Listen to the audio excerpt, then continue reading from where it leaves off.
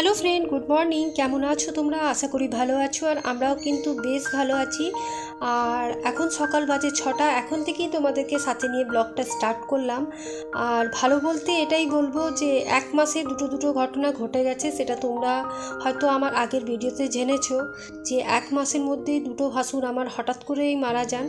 তো ব্যাস এইসব নিয়ে মন খারাপ আছে। আর পুজো সেরকমভাবে হয়তো কাটানো হবে না, যেটুকু হয়তো মন্দির আছে আমাদেরকে চালাতে হবে সেইটুকুই। তো ব্যাস এইসব নিয়েই চলছে। ভালো তো থাকতেই হবে যেহেতু আমরা মানুষ। শ্রাদ্ধবাড়ির কাজ হওয়ার পর থেকে এখনও দেখো প্যান্ডেলটা খোলা হয়নি। আজকে 15 দিন হয়ে গেল, আর বৃষ্টিও পড়ছে, ওয়েদার খুবই খারাপ। তো যাই হোক, চলো এখন একটু গরম জলটা খেয়ে নিই। আমার ডেলি রুটিনের মধ্যে কিন্তু এই উষ্ণ গরম জলটা থাকে। আগে আমি মধু দিয়ে খেতাম, লেবু দিয়ে, কিন্তু দেখেছি তাতে কোনো আমি উপকার পাইনি। তাই এই শুধু উষ্ণ গরম জলটাই খেয়ে থাকি, তাতেই আমার উপকার পাই। আর তোমার এই গ্যাস্ট্রিকের প্রবলেম হলে কিন্তু উষ্ণ গরম জল যদি খেয়ে থাকো তাহলে কিন্তু দেখবে অনেকটাই অসুবিধা তোমার কেটে যায়। আর এই ঝড় বৃষ্টির কারণে দেখতেই পাচ্ছ সিঁড়িগুলো খুব নোংরা হয়েছে, আর এখন প্রায় 2 দিন পরই আমাকে ঝাড় দিতে হচ্ছে। আর 12 দিনের কাজ হওয়ার পর তারপর থেকে তো ঘর দুয়ারের অবস্থা খুবই খারাপ। পুজোও আসছে, ঘর ছাড়াও হয়নি, এরপর ঘরে বিপদ চলে এলো। তো যাই হোক, এইসব নিয়ে মন মেজাজ খারাপ থাকলেও কাজ তো করে যেতে হবে আমাদের, তাই যেটুকু পাচ্ছি কাজ করে যাচ্ছি। আর ঘর যে ঝাড়বো সেটাও সময় পেয়ে উঠছি না, এখনও বাড়িতে লোকজন আছে, এক এক করে সবাই যাচ্ছে। তো যাই হোক, এখন চলো, আমি অনেকগুলো কাপড় কালকে রাত্রেই মেশিনে কেচে রেখেছিলাম, কিন্তু ওয়েদার খারাপ এত, তবুও ছাদেই মেলে দিয়ে আসি। আর এখন দেখো আমি যে ছাদে মেলবো তো একটু জানো তো গুড়ি গুড়ি করে বৃষ্টিও পড়ছে, তোমরা হয়তো বুঝতে পারছো। ভোরবেলায় উঠে কিছু করি না করি একটু ছাদে আমি ঘোরাফেরা করি, আর কিছু বেসিক এক্সারসাইজ যেগুলো আমাদের করার প্রত্যেকেরই দরকার, তাতে দেখবে শরীরও ভালো থাকে আর মন মেজাজও ভালো থাকে। তো আমি এই কিছু এক্সারসাইজ প্রতিদিন করে থাকি, যেগুলো আমার ডেলি রুটিনের মধ্যে থাকে। হয়তো আমি তোমাদের সাথে প্রতিদিন শেয়ার করি না, তো আজকে ভাবলাম একটু শেয়ার করি যেগুলো আমি প্রতিদিন করে থাকি। আর এগুলোতে কিন্তু এই ব্যথা বলো বা শরীরের কোনো রকম প্রবলেম অনেকটাই কিন্তু কম হয়। আর তাই আমাদের ডেলি রুটিনের মধ্যে 10 থেকে 15 মিনিট যদি আমরা এক্সারসাইজ করি তাহলে দেখবে নিজেদেরই শরীরটা অনেকটাই ভালো থাকে। তো চলো দেখো, এক্সারসাইজ করার পর এখন আমি সোজা কাপড়গুলো মেলে নিই, কারণ যা ওয়েদার আছে তাতে তো মনে হচ্ছে না যে কাপড়টা শুকোবে। তো যাই হোক, তবুও হাওয়া দিচ্ছে বলে একটু মেলে দিয়ে এখানে চলে যাব। আর দেখতে পাচ্ছ ছাদের অবস্থা একদম স্যাঁতস্যাঁতে হয়ে আছে, ঘর বাড়িরও তাই অবস্থা। আজ 4-5 দিন লাগাতার বৃষ্টি হচ্ছে। আজকে সকালে একটু আবহাওয়াটা তোমার চেঞ্জ হয়েছে বলে একটু তাই ছাদেই আমি কাপড়গুলো মেলতে এলাম। আর সেরকমভাবে তো ঘরের কোনো কাজকর্মই হয়নি। আর যে দাদাভাই আমাদের বাড়িতে কাজ করে ঘর ঝাড়া পোছার, ওকে ডাকা হয়েছে, তো দেখা যাক কোন দিন ও এসে ঘরগুলো ঝাড়া পোছা করে দেয়। তো আর বললাম, এই মন মেজাজ তো সেরকমভাবে নেই। আর আমাদের তো পুজোতে সেরকমভাবে এবছর পুজোও হবে না, যেহেতু আমাদের অসুখ গায়ে, সেরকমভাবে তো আমরা কিছুই করতে পারবো না, যা করবে বাইরের লোককে দিয়ে আমাদের করাতে হবে। তো যাই হোক, সেসব নিয়েও চিন্তা ভাবনা চলছে সবার মধ্যে। এদিকে ছেলে স্কুল চলে গেছে, এর মাঝখানে আমি অনেক কাজ করেছি। ছেলের স্কুলের টিফিন বানিয়েছি, তোমাদের দাদা ভাই ডিউটি যাবে তার টিফিন বানিয়েছি, এসব করে তারপর নিজে 1 কাপ গরম গরম চাটা খেয়ে তারপর এখন বেডটা তুলতে এসেছি। কারণ ভোরবেলায় উঠে আমি কিন্তু ছাদেই বেশিরভাগ সময় যাই, আর ব্রাশটাও প্রায় দিন কিন্তু আমি ওপরেই করি। তো যেহেতু বৃষ্টি পড়ছিল তাই আজকে নিচেই ব্রাশটা করলাম। আর এখন চলো বিছানাটাকে ভালোভাবে ঝেড়ে নিই। আর অনেক চাদর জানো তো এখন জমে আছে, যেহেতু বাড়িতে লোকজন এসেছিলো, সেগুলো তো ভালোভাবে ধোয়া হয়নি। তো 2-4টা চাদর তোমার ধোয়া হয়েছে, আর বাকিগুলো সব মেশিনের মধ্যে আছে। তো যতক্ষণ না ওয়েদার ঠিক হচ্ছে ততক্ষণ আমি কিছুই ধুতে পারবো না।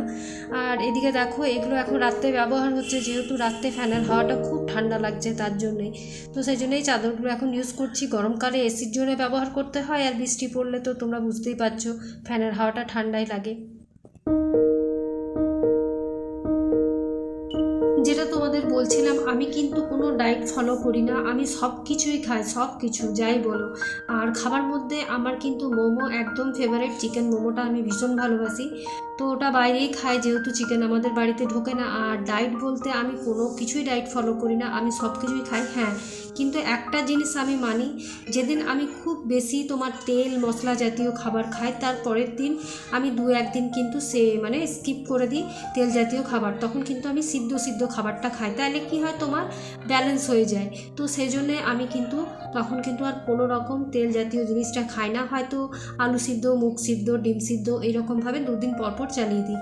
তো সেই জন্য আমার কিন্তু সেরকমভাবে ডায়েট করতে হয় না, আর আমার কিন্তু শরীরের ওজন যা ছিল তাই আছে, হয়তো 1 থেকে 1.5 কেজি এরকম কম বেশি হয়, কিন্তু সেরকমভাবে আমার বাড়ে না, যেহেতু আমি প্রতিদিন নিয়মিত এক্সারসাইজ করে থাকি।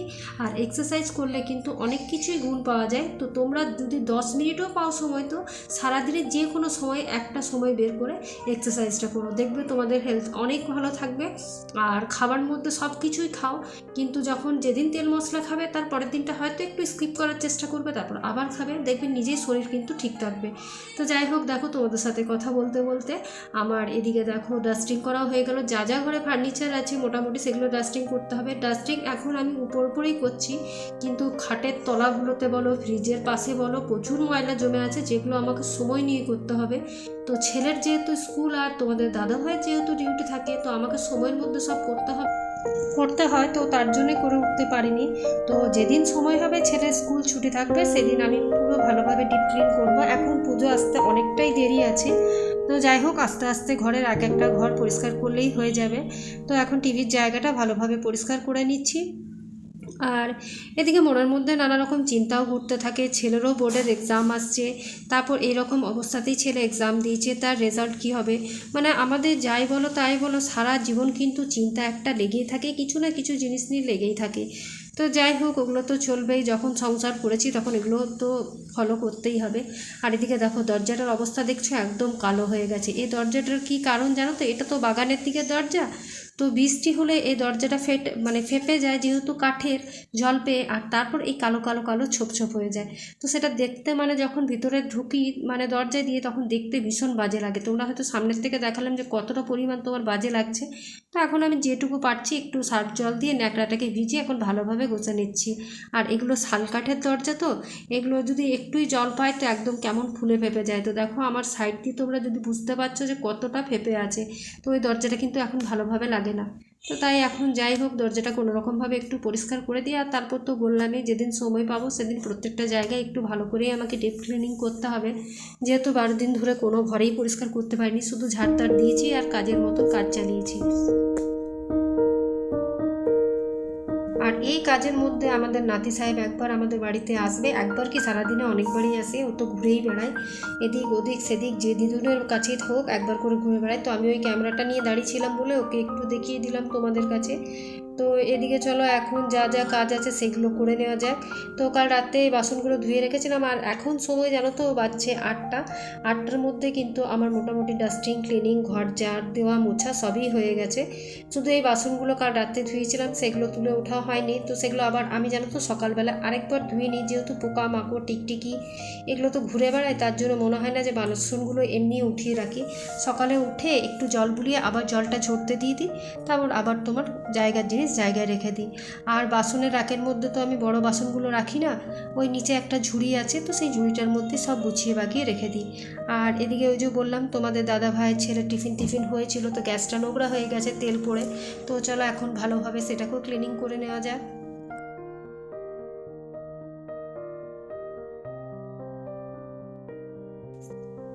আমরা মেয়েরা দেখবে যে কোনো কাজ করতে গেলে কিন্তু আমরা সময় বা কিছুর অপেক্ষা করি না, আমাদের যখনই মনে হয় করতে হবে সেটা করাই ভালো। আমি এত মানে পালন টালনের মধ্যেও কিন্তু আমি ঘরে যে সমস্ত কাজ আছে সেগুলো কিন্তু আমি করে গেছি, কারণ আমি জানি যদি না করি তাহলে সেগুলো তো আমার জন্যই পড়ে থাকবে।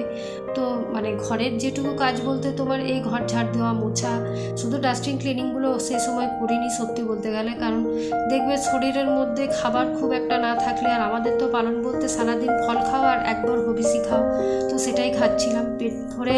আমি আবার ফলটাও খেতে পারি না, আবার মিষ্টিটাও খেতে পারি না, তার জন্য আমার একটু অসুবিধা হয়, হয়তো সারাদিনে একটা ফল ভাত খাওয়ার পর খাই, ব্যাস এইটুকুই।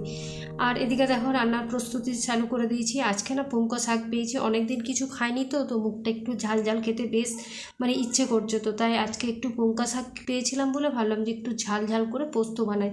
তো তার জন্য এখন শাকগুলো বেছে নিচ্ছি। আর তোমরা কি বলো এই শাকগুলোকে আমরা জানি না, আমরা তো পুঙ্কা শাকই বলি, অনেকে অনেক রকম শাক নামই জানে।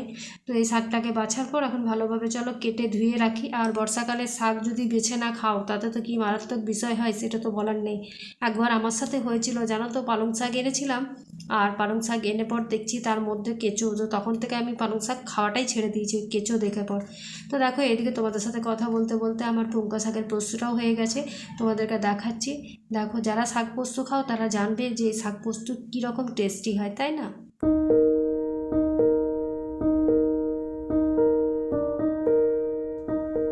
আর অনেক দিন পর এসব খাবার খাচ্ছি তো বেশ ভালোই লাগছে খেতে। এখন শুধু মনে হচ্ছে ঝাল ঝাল যা পাই তাই খাই।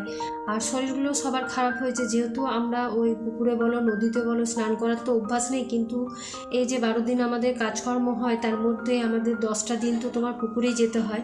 তো সেই পুকুরে চান টানও হয়েছে, তো তার জন্যে ঠান্ডাটাও লেগে গেছে, গলায় ইনফেকশন বলো, তারপর মুখে চোখে মানে যাই বলো ঠান্ডা প্রায় প্রত্যেকেরই লেগেছে, আর জ্বরও মোটামুটি সবারই হচ্ছে।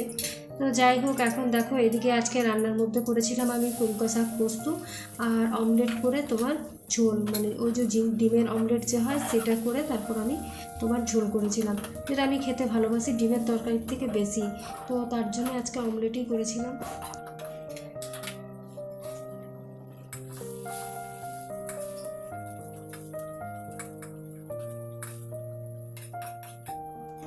আমি না কড়াইয়ের মধ্যে কোনো রকমভাবে অমলেট করতে পারি না, তো আজকে ভাবলাম আবার মানে ফ্রাই প্যানটা বার করব, আবার আমাকেই মাজতে হবে। তো সেই জন্যে আমি কড়াইয়ের মধ্যে করছিলাম। তো দেখো চতুর্দিকে তোমার চিটে গেছে, তো কোনো রকমভাবে সেটাকে ছড়িয়ে ছিটিয়ে তারপর এখন ভালোভাবে তুলে নেব। কারণ আমি ফ্রাই প্যানে যেরকমভাবে শেপে হয় গোল গোল, সেটা কিন্তু দেখো কড়াইয়ের মধ্যে পারলাম না। আমার মা কিন্তু বেশ ভালো পারে কড়াইয়ের মধ্যে কি সুন্দর অমলেটটাকে করে নিয়ে উঠিয়ে নেয়, অনেককেই দেখি পারে, কিন্তু আমি একদমই পারি না। তো এদিকে দেখো মশলা টশলা কষিয়ে তারপর ডিমগুলোকে পিস পিস করে রেখেছিলাম অমলেটগুলোকে, তো সেগুলো দিয়ে দিলাম। আর নামাবার সময় একটু গরম মশলা দেবো, ব্যাস তাহলেই হয়ে যাবে।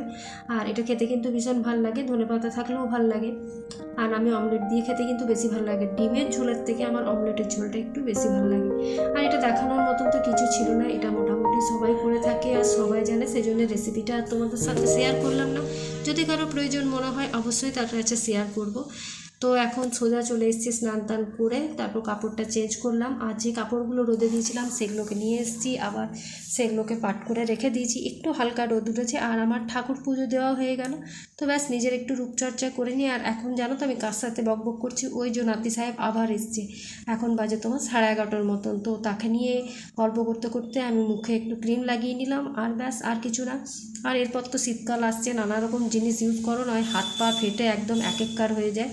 আর এই মুখের এই একটু ঠোঁটে আমি ওই প্লামের ইয়েটা ইউজ করি, ব্যাস আর কিছু না। তো চলো তোমাদেরকে এই পুচকুনকে দেখিয়ে দিই, এই দেখো পুচকুন খেলা করছে।